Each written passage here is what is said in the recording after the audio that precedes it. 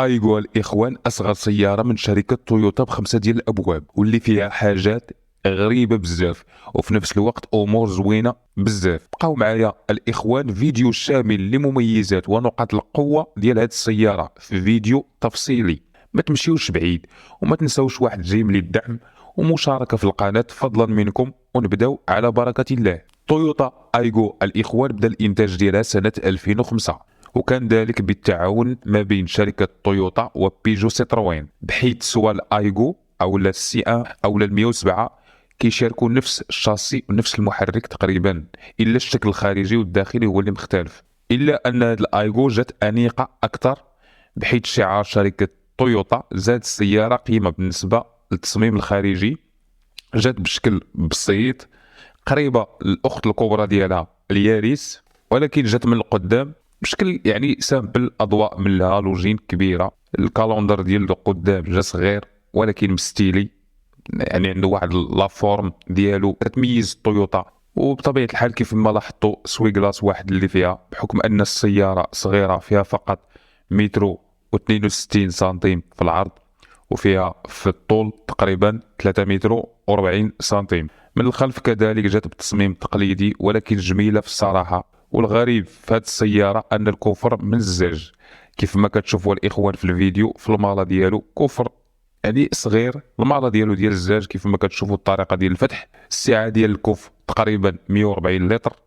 كاينين سيارات اللي عندهم اصغر من هذا، ولكن راه كوفر كيبقى صغير، يعني غادي يتسع لك لواحد الباجاج اللي هو قليل بزاف. بالنسبه كيف ما كتشوفوا الاخوه، المالا ديال الكوفر ديال الزاج هي ميزه مزيانه، يعني استغلتها الشركه باش انها تنقص من المواد ديال التصنيع، ولكن في نفس الوقت ميزه خايبه. يقدر ان شي حد يضربه بالجهد، واخا الزاج اللي مستعملين فيه غليظ، ولكن يعني متعرض للكسر اكثر. دابا الاخوان ندوزو للمقصوره الداخليه. فمن خلال الركبه ديالي الاولى فيها في الصراحه مرتاح، واخا الطول ديالي تقريبا كيتجاوز متر و80 سنتيم، ولكن مرتاح. كنحس بالسياره متسعه من الداخل، عكس من برا كتشوفها يعني سياره صغيره، ولكن فاش دخلت كنحس بالطوموبيل متسعه. فولون محكومه عاديه، كونتور طاير، في شاشه صغيره يعني كتبين لك بعض المعلومات على السياره، بحال مثلا الى البولات، زيد على ذلك ديال المشاكل ديال الزيت، البولات الزيت، البولات السخونيه، زيد على ذلك النسبه ديال ليسونس في الطوموبيل. اغلبيه ديال المواد التصنيع في السياره هما من البلاستيك. طابلو بطبيعه الحال واخا بلاستيك، ولكن كتحس بالجوده ديالو مزيانه. فيه واحد العدد ديال المساحه ديال التخزين كيف ما كتشوفوا الاخوان، عدد ديال المساحه ديال التخزين، بواطا غوش كيف ما كتشوفوا الشكل ديالها يعني مفتوحه. الطوموبيل في الصراحه مستيليه. واللي غريب كذلك في السياره ان بالنسبه كيف ما كتشوفوا لي غارنيتور كيبان فيهم الحديد، يعني بحال الشكل ديال السيارات القدام، بحال الشكل ديال الفيات اونو او لا البيجو 205 او 405. اغلبيه ديال السيارات القدام يعني كان الشكل ديال لي غارنيتور داير بحال هكا، يعني كيبان لك الحديد من الداخل. ولكن في الصراحه شركه تويوتا ابدعت في هذا الخصوص، وخلات الشكل ديال الحديد بحال نفس اللون ديال لي غارنيتور، يعني ما تردش البال. صراحه الطوموبيل مناسبه. بالنسبه للطابلو كيف ما كتشوفوا فيه راديو ال سي دي، كتجيب كليمه فيها خدامه مزيان. واخا الموتور صغير، ما كنصحش الناس انهم اللي عندهم هاد السياره يبقاو موركين على الكليمه، خصوصا في فصل الصيف الا كانت الحراره زايده، ولا الناس اللي كاينين في مدينه سخونه بزاف ما نصحهمش انهم يبقاو مخدمين الكليمه طول الوقت في هذه السياره، حيت ما غاديش تستحمل بحكم ان الموتور صغير. بالنسبه للمقاعد الخلفيه، السياره كتتسع فقط لجوج ديال الاشخاص. ولكن الغريب بطبيعه الحال بزاف ديال الامور غريبه في هذه السياره، غتجي الناس غريبه. بالنسبه لي راه عاديه، ما فيهاش زجاج الكتريك في اللور او لا مانيفيل، فقط كيتحل بهذا الشكل.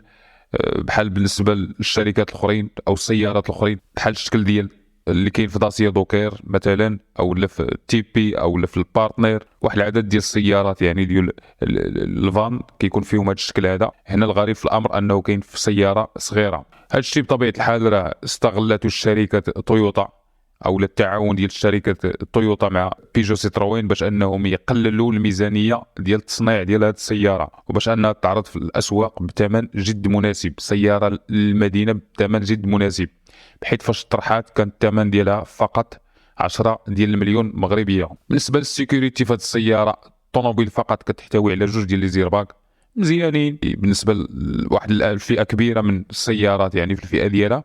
هذا هو القدر اللي كيكون فيهم واحد جوج ديال لي زيرباك. دابا ندوزو للمحرك الاخوان اللي هو من 3 سيلندر، القوه ديالو تقريبا 68 شوفو، كيجيب بواط فيتاس 5 ديال لي رابور، كونسوماسيون فيه جد ممتازه، تقريبا 5% في المتوسط و4% تقريبا في الطريق الطويله.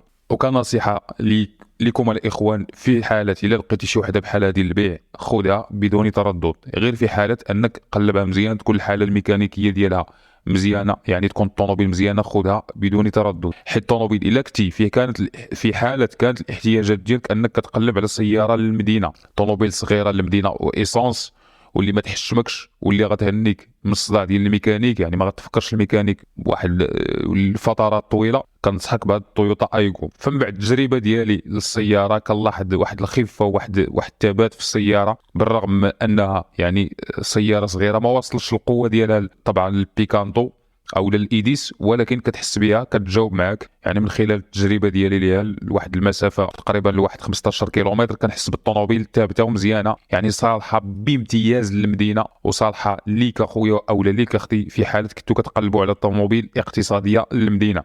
كنصحكم بهذه السياره، واخا قليله بزاف في السوق وقليله فاش كتلقاوها معروضه للبيع. فالثمن ديالها تقريبا في المستعمل كيتراوح ما بين 5 ديال المليون حتى ل 7 ديال المليون في المستعمل. الثمن نسبيا طالع بالمقارنه مع هادشي اللي كتاخذ، ولكن راك غتهنى من بزاف ديال المشاكل اللي من بينهم الصداع ديال الميكانيك والخسران ولومبان. فهاد السياره كنظن انك غتهنى منه الا شورتي عليها تكيستي عليها. وصلنا الاخوان للنهايه ديال الفيديو، كان معكم الحسن وكنتم تشاهدون كرامز. كنتمنى ان الفيديو يكون نال الاعجاب ديالكم، ونتلاقاو ان شاء الله في فيديو جديد باذن الله، والسلام عليكم ورحمه الله.